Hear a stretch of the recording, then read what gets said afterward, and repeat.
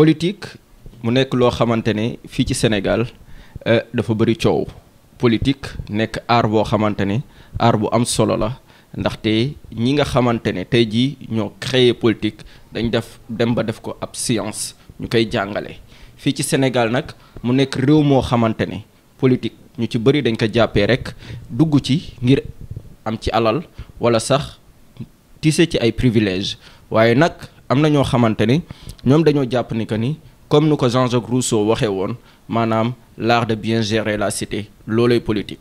alors fii ci Web Info nag ñu taamu li nga xamante ne moom mooy politique bu ñuy waxtaanee ci lu jëm cette bonne gestion de la cité waaye it waxante dëgg ngir rek li nga xamante ne moom moo di sunu gaal mën a jëm ci kanam ba tax na nag tey ñu am mbégte dalal fi benn cadre boo xamante ne moom moo nekk le président des cadres fépp Tawfekh bi nga xamante ni le président Cheikh Dieng jiite na ko moom moo di Dominique Gueye mu nekk ab cadre comme ni ma ko waxee jàngam sori loolu macha allah ndax dafa titulaire ci li nga xamante ne moom moo di master en sciences économiques et gestion option gestion des entreprises ci université Cheikh Anta Diop bu Ndakaaru waaye yemul foofu am na ay lijaasa yu bëri waaye nag dina xaw a difficile ñu lim yooyu la lijaasa waaye dañ ko fi indi ngir qualité jàngalekat bu mu yor waaye it wàllum liggéey ci ay projet ci université yi looloo tax nag ñu fas yéene waxtaan ak moom nu mu gisee njàng mi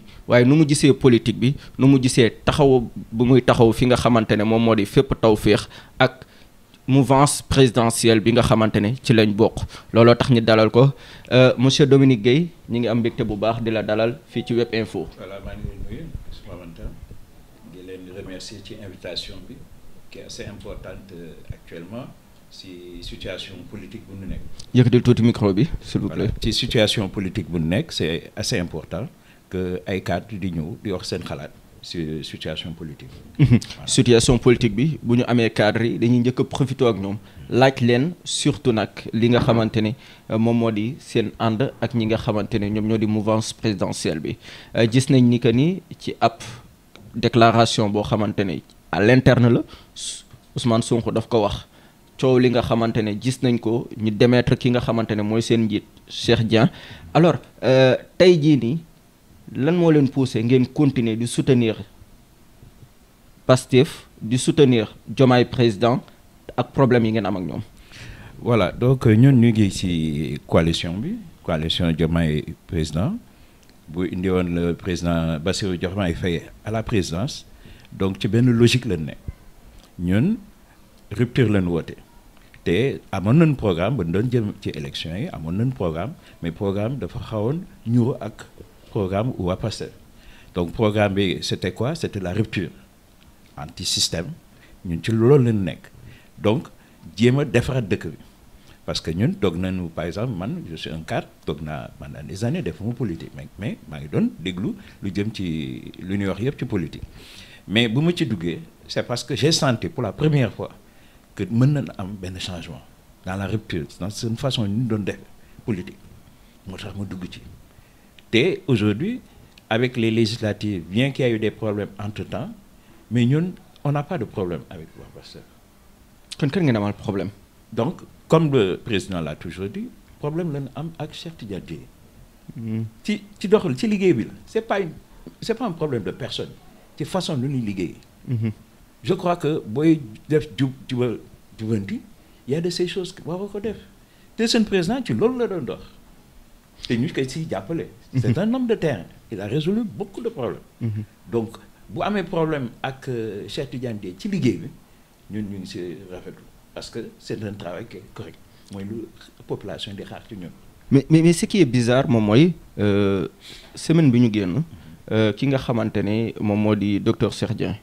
sur invitation xalif général bi mi ngi woon Touba ñu koy defloo constat ci mbënd mi te nekkatul directeur ONAS loolu lu muy nduru bon ça a été difficile c'était lundi dernier xalif yi moonu woon ñu dem seeti ko jël ses conseils parce que comme d'habitude le parti foofu la sa base foofu lañ commencé parti bi c'est Serigne Mountakha sax mu ko ñaanal ba muy départ donc on est parti seet si ñoo nañ seet si xalif bi il nous a donné ses bons conseils ba nu pare loolu ñu dem seeti population pour non seulement pour non seulement inondation xool inondation yu fa nekk mais aussi jaale population yi. parce que c'est assez important xam nga boo dëkkee Dakar ngay wax ci benn problème boo gisul c'est un peu difficile ñu on est allé sur le terrain pour xool lu ñu commencé woon di jëmbat foofu.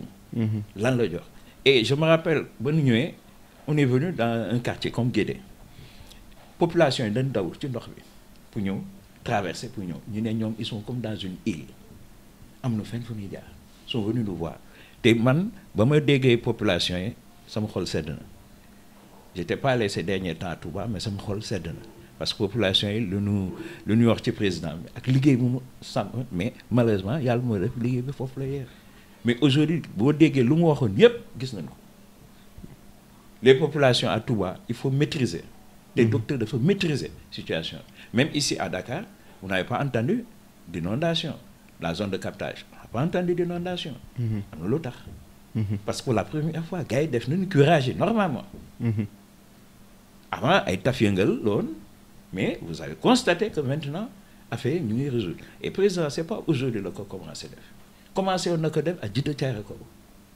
aujourd'hui il avait l'ambition def ko pour tout le territoire national mais malheureusement lu yàlla dogal on l'a relevé pour des problèmes internes ñu yëkkati ko foofu mais ñun on est toujours dans la coalition parce que la coalition seen projet c'est bëgg lu baax pour dëkk bi ñun ci la nekk nous aussi on avait un projet bien matérialisé mais on a vu des similitudes sur certains points dañ leen ko jox ñu boole ko donc ñun on est logique et on sera toujours logique mais nag dañu nekk ci période boo xamante ne période politique la. ñu ngi entamé li nga xamante ne moom moo di élection législative yi. effectivement c'est bientôt incha allah.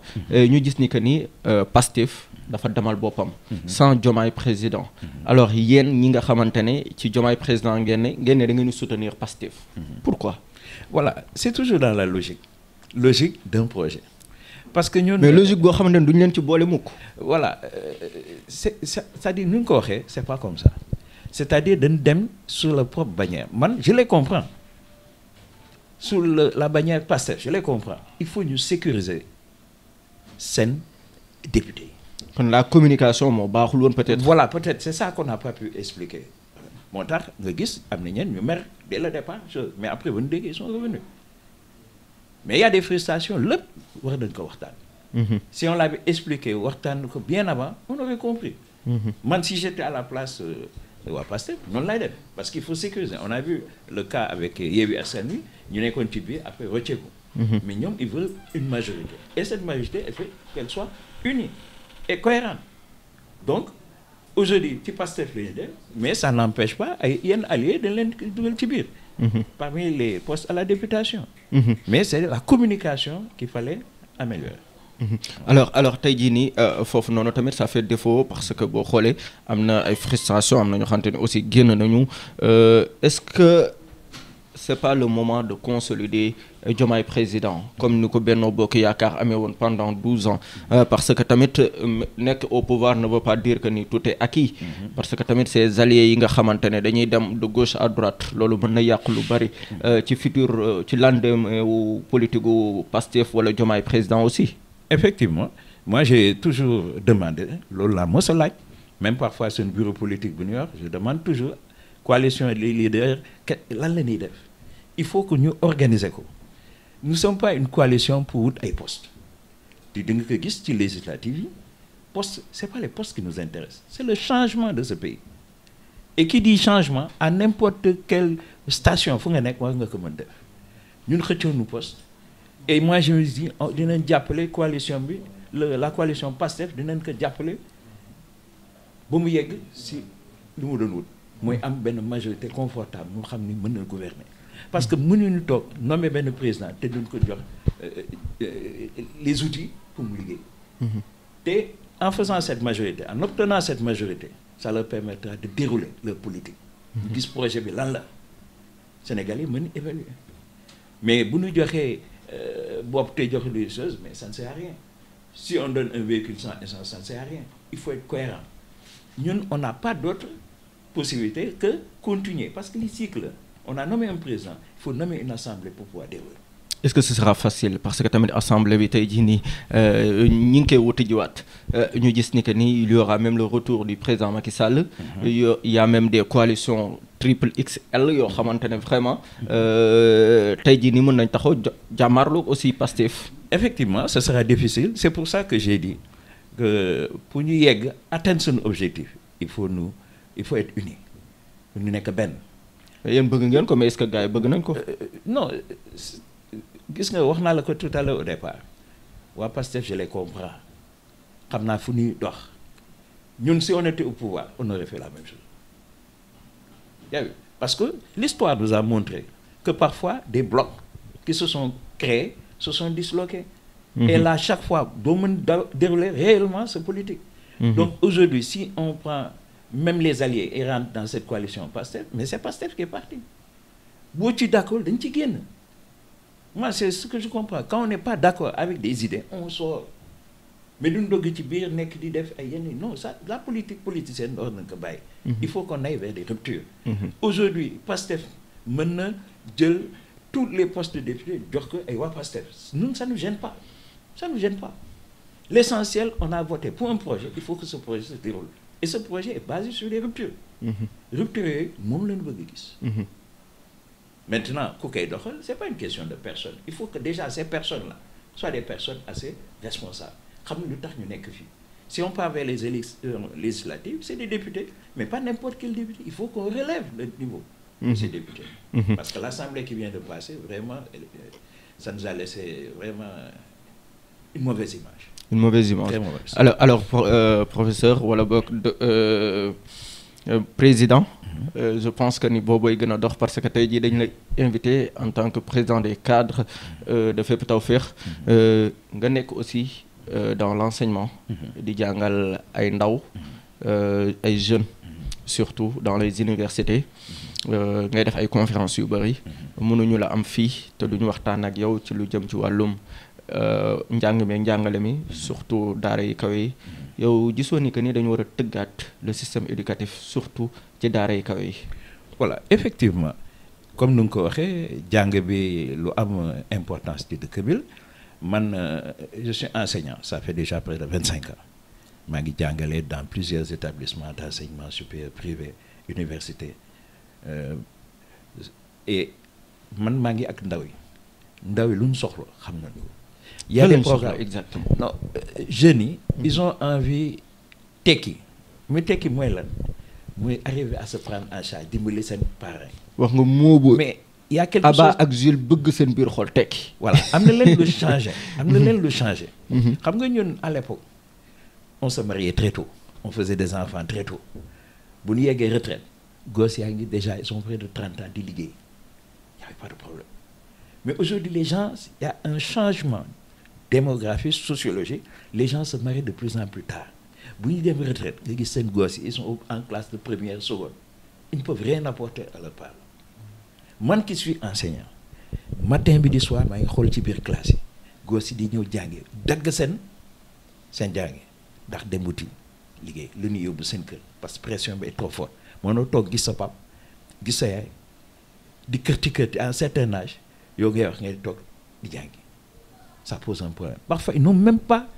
xaalis bu ñuy jàngi pour jël paas pour jàngi amuñu ko waxuma ay fay ay scolarité moo tax man il m'arrive parfois ci biir classe ay plein midi nga gis benn boy bu disparaître ci classe bi boo laajte ne day def Jakarta il faut mu yóbbu et c'est ça c'est pour ça war nañ tëggaat c'est triste professeur enseignement supérieur war nañ ko tëggaat moi j'ai fait des contributions dans ce sens pour réformer depuis la base aujourd'hui da ngay gis benn gosse qui arrive jusqu'à 25 ans il n'a pas de métier xamul lu muy def la spécialisation doit commencer en classe de troisième dañu topp benn système francophone qui était là depuis des années mais qui va vers des perditions système boobu baaxul actuellement fu ñu toog il ne correspond pas avec les aspirations ak les objectifs de développement que nous avons donc war nañ ko tëggaat depuis la base aujourd'hui quand tu vois on fait presque 6 ans pour def le primaire dans ma contribution j'ai des classes yi war nañ leen boole par 2 6e ak 5e mu nekk benn classe ainsi de suite de telle sorte boo ko defee tu arrives vers 16-17 ans gosse bi déjà il a son bac il peut commencer à chercher une formation professionnelle, un emploi. Et gouvernement, il faut que nous ayons des jeunes. Ils ne peuvent pas le trouver à tous pareil. Il faut nous accompagner les jeunes. Dis-moi, mais dis-lui aussi jeunes. Jeunes, parfois, on pense, c'est un nous avons des assises de la jeunesse. Dis-lui, boy, nous sommes. Tu ne peux pas satisfaire. Mais nous sommes. Ça, c'est clair. Je crois en matière de projet, ça commence à la base. À partir des aspirations, nous sommes. Nous avons des projets de catégorie. Aujourd'hui, d'accord, l'État ne peut pas donner un emploi à tout un chacun, mais il y a des domaines, comme Baby. Ça regorge de potentialité. Avec les formations que je fais dans l'agrobusiness et tout ça, mes jeunes, je vois qu'ils ont la compétence. On a les terres, mais là, nous avons l'accompagnement de l'État. Nous, c'est un projet. Vous faites tout à faire, c'était à l'intérieur, créer près de 2 millions de fermes. Mais regrouper jeunes en GA. xam la moo ma jaaxal monsieur Guèye moom mooy ñu mel ni yéen à chaque fois duñu leen faral di gis sur nos plateaux.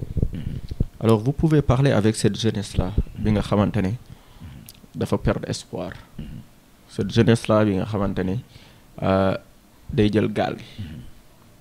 Yéen contribution bind c'est bien. Mais comme nii da ngeen ko war di bëri di ko def. Parce que ça va permettre aux jeunes au moins ñuy dégg dëgg. ñuy mën a comprendre que ni yoon yi bëri na. Pour juste rek appuyer li ngay wax. Alors ci wàllum mbay mi tey jii nii. fi nga toll noonu. Gouvernement bi lan la war a mën a def ba ndaw ñu dootuñ jëlati gaal gi.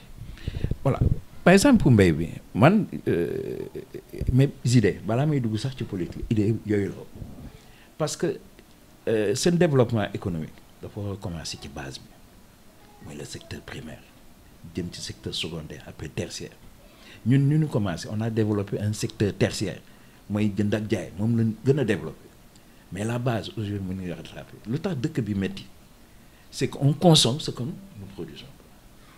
Et l'agriculture, le secteur primaire, c'est le premier secteur pourvoyeur d'emploi. Faut que l'on regarde. Jeunes yi nga xam ne quel est le domaine fu nga xam ne mën nga ci investir de recruter ay 100 000 jeunes etc. par an. C'est pas possible, il n'y a que dans l'agriculture.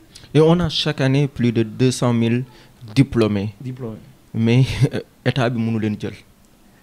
Là aussi, c'est la politique éducative. Mais nañ jël daara kaw yi c'est-à-dire université.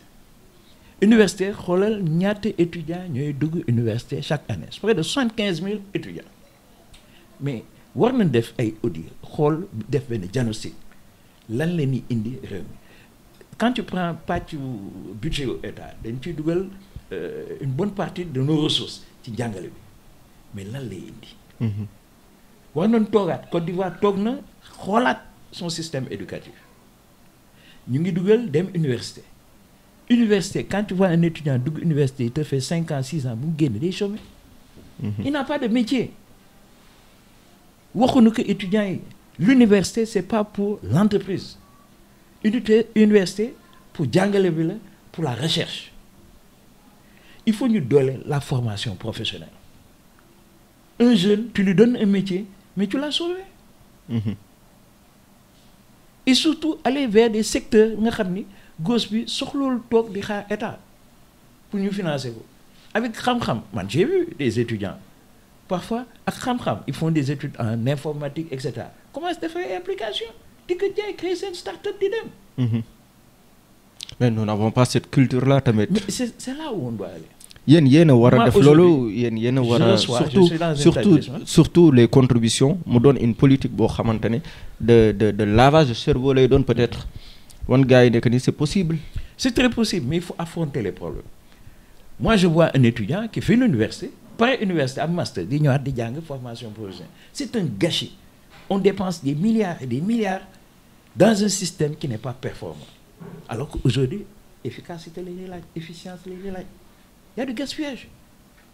Étudiant, regarde combien nous coûte. Il faut faire une étude. Combien nous coûte un étudiant sur une année universitaire? Est-ce qu'il nous coûte autant dans le privé ou en formation professionnelle? Là, il y a une étude qu'il faut faire. Mais commencé woon na am ce système là ak 3FTP ak système dual core bi nga xamante ne système dual core bi nga xamante ne commencé woon nañ ko surtout ci ñi nga xamante ne ñooy yëngu ci wàllum restaurant affaire yooyu noonu quoi. Surtout l'artisanat. Commencé woon nañ fa insérer. Moi je félicite le 3FTP pour liggéey bu muy def. Il fait un excellent travail. Mais ça doit être il faut ñu déglu un peu les responsables de structures de formation. Mënoon nañ ko gën a jox une importance et résoudre beaucoup plus de problèmes pour les jeunes. Par exemple, je prends cette année. 3FPT, elle a offert 5 000 bons. Mais ñaata ñooy laaj emploi. Et c'est de 15 à 40 ans. Tu vois un nombre incalculable. Donc parfois, à la fin, di nga gis ku ñu jël sur 10, peut-être on en prendra 1 ou 2. Donc on a laissé en rade. Il faut que l'État gën a dugal ay fonds au niveau du 3FPT. Je fais son plaidoyer parce que 3FPT gis nañu njëriñ. Mais aussi, il faut associer les acteurs de l'enseignement. Parce que ñun nga xam ni on a des établissements et ça xam nañu un peu parfois faille bi fan la. Parce que parfois on n'écoute pas l'étudiant. On lui propose des choses, il faut une orientation. Étudiant day ñëw déglu dugg ci benn filière. Bu duggee ci filière def 1 an gisu boppam mu génn. Parce que il faut redonner à cet enseignement ces acteurs le rôle de conseiller pédagogique. Il y a des gens qui vont conseiller jeunes. Ils n'ont pas de conseil. Et pourtant, il y a des structures. Mais est-ce que du problème de mentoring surtout parce que ñun fii nii surtout di def ay storytelling di waxtaan ak ndaw ñi surtout nag di organiser des séminaires de conférences yoo xamante ne ça va permettre aux jeunes de comprendre les réalités du terrain, les réalités du marché, le besoin réel. Est-ce que peut-être loolu moo ñu manqué tamit. C'est ça, c'est la communication vis-à-vis des jeunes. Moi, je dis par exemple le 3FPT, ils font un excellent travail, mais pendant les vacances, ils devaient créer des gens de forum où on cherche des conseillers pédagogiques, etc., qui vont discuter avec les jeunes. Moi, il m'arrive parfois, donc pendant presque 2 heures, 3 heures de temps, à cause parce qu'on ne sait pas, on ne les a pas préparés à cela. Et il ne faut pas forcer un jeune, on ne le force pas dans une formation qui ne veut pas. Il ne va pas durer. Nous, on est des pédagogues. On a fait 25 ans dans l'enseignement, on sait ce que c'est. Il faut aller vers les désirs de ces jeunes. Et ce n'est pas compliqué. C'est qu'il faut associer tous les acteurs. C'est comme ça qu'un système peut être performant. Alors, il faut un excellent travail, le 3FPT. Alors, président, pour nous terminer, dafa am benn question boo xamante ne il faut que ma laaj la ko. Êtes-vous vraiment optimiste par rapport ak yoon bi nga xamante ne Diomaye et son gouvernement, président Ousmane Sonko, premier ministre, je dirais, jël nañ ko pour conduire le Sénégal mu porter à ses fruits. Yoon bi baax na, les idées baax na, yoon bi baax na, mais parfois, comme je le dis, c'est dans l'application. Man xam naa ni un président comme Diomaye Faye, président Bassirou Diomaye Faye ou le président Sonko, lu ñu yéene Sénégalais. Est-ce que ça suffit yéene rek? Est-ce que lu ñu yéene bari na. Maintenant, il faut dérouler. Et dérouler, il faut la compétence. Il faut des gens, parce que quand je dis compétence, bu dul yaakaar ay diplôme la kese. Nit da nga koy xool. Ñun qui enseignons la gestion des ressources humaines, compétence ñett la mooy xam-xam, mën-mën, mais aussi nooy taxawee. Et la plupart du temps ci nit ñi c'est là où le bas blesse. Il faut des gens intègres. Discipline bi mooy manqué. Disciplinés, intègres. Nit ñu jub. Et seen président ci loolu lay dox. Moo tax chaque fois où il est passé, quand il y a eu des problèmes ci loolu yëfu jub. Lui il incarne le jubanti. Et ci loolu lay dox ñun ci loolu lay ñuy dox. Chaque fois qu'on verra qu'il y a quelque chose qui n'est pas dans les règles de cette rupture, mais il faudra le dire. Nul n'est parfait. Mais xam naa ni le président Bassirou Diomaye Faye comme le premier ministre Sonko loolu lañ bëgg mais ci nit ñi la nit ñi ñuy tabb il faut bien les regarder. Et ça c'est très important.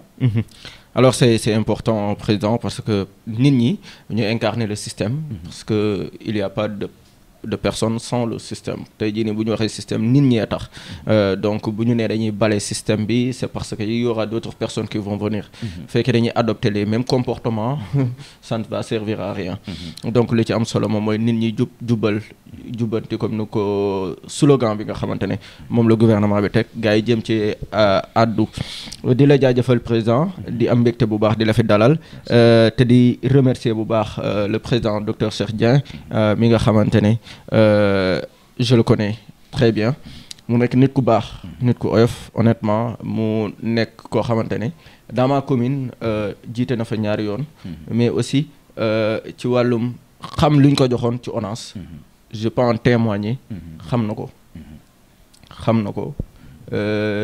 bon dañ koy souhaiter bon vent ci ay projet mag yooyu noonu mais ku mënoon luñ ko joxoon la te mënoon na ci indi ay résultats yoo xamante ne Sénégal yëpp mënoon nañ ci jariñu surtout la banlieue xamoon nañ ni peut-être mënoon na apporter quelque chose là-bas di la jaajëfal pour nga wax rek sa dernier mot.